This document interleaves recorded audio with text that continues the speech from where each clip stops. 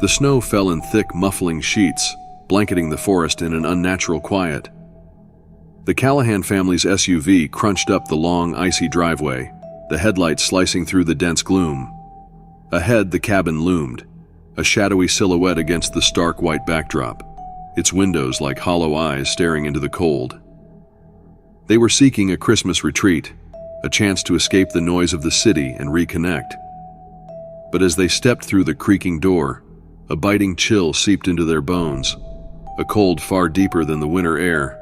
None of them noticed the faint, bloody handprint smeared on the inside of the frosted window. The cabin stood deep in the heart of the forest, a relic of the 1800s with its weathered wooden walls and frost-bitten windows. It was nestled against a frozen lake, the surrounding trees gnarled and skeletal against the pale winter sky. For the Callahan family, it seemed perfect, secluded, serene, and untouched by time. The father, Mark, unloaded the luggage, while his wife, Lisa, ushered their two children, 10-year-old Emily and her teenage brother, Sam, inside. The air smelled of pine and ice. Inside, the cabin was quaint but cold, with a stone fireplace, heavy wooden furniture, and a faint, inexplicable scent of decay that Mark dismissed as old wood. By nightfall, the cabin had warmed up, the crackling fire spreading an orange glow across the living room. The family laughed and played board games as snow piled outside, sealing them off from the world. But the laughter was interrupted when Emily gasped, clutching her ears. "Do you hear that?" she whispered. The family paused, listening. Nothing but the wind.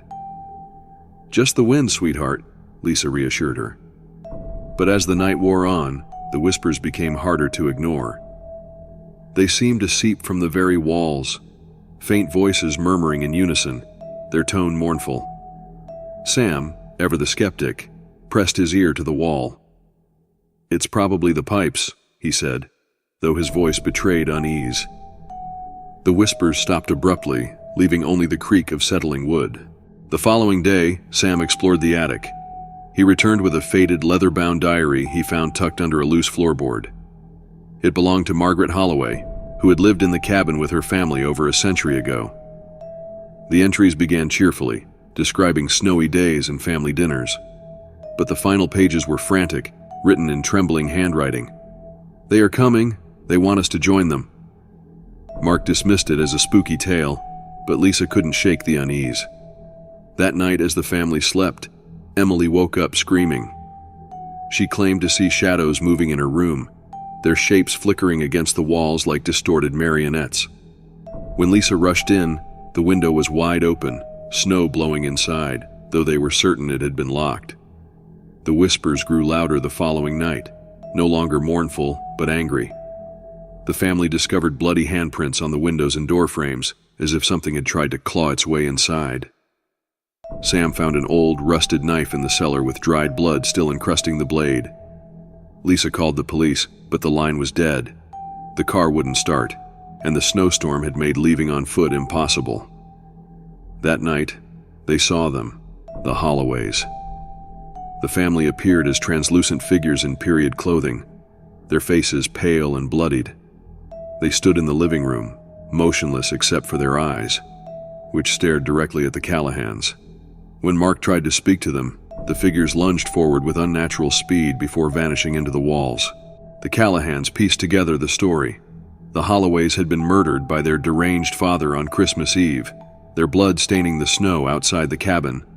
Their spirits were trapped, reliving their final moments endlessly. Emily, drawn to the attic one night, found a small wooden doll smeared with blood. "They don't want to hurt us," she whispered in a trance. "They just want to share." Lisa pulled her away, but the cabin was no longer just a structure. It breathed, groaned, and thrummed with energy, locking them inside.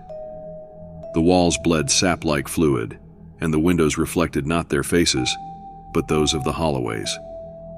Christmas Eve arrived. The Callahans decided to confront the spirits, gathering in the living room with candles and the rusted knife. They recited prayers and demanded the Holloways release them. The ghosts appeared again, but this time, their movements were violent and erratic. Objects flew across the room. The fire turned an unnatural blue. The cabin itself seemed to warp, the walls elongating and folding inward. The holloways screamed in unison, a piercing sound that rattled bones. In the chaos, Emily vanished, her voice echoing from the attic. Mark and Lisa found her standing in the corner, her eyes vacant. "They say we can stay," she whispered, "forever." By Christmas morning, the Callahans were gone. The cabin stood silent and untouched, as if no one had ever been there. Days later, another family arrived, drawn by the promise of a quaint holiday getaway. The cycle began anew.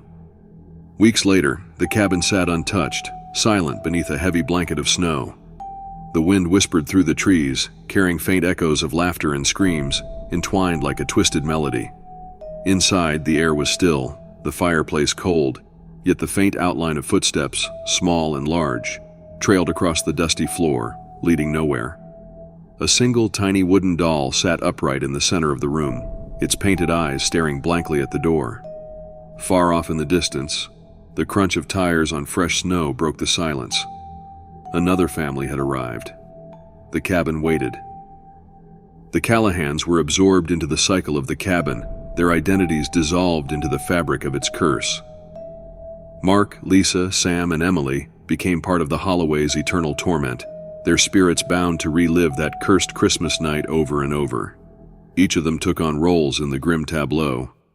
Mark became a shadow in the walls, his anguished cries blending with the whispers that haunted the cabin.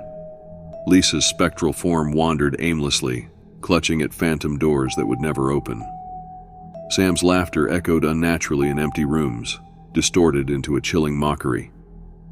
Emily, the youngest and most innocent, stood forever at the attic window, her face a pale reflection in the frost, her tiny hand pressed against the glass. She watched, waiting, as new families arrived to play their part in the cabin's endless horror. They didn't simply disappear, they became forgotten, erased from the world outside, their existence remembered only by the cursed cabin itself.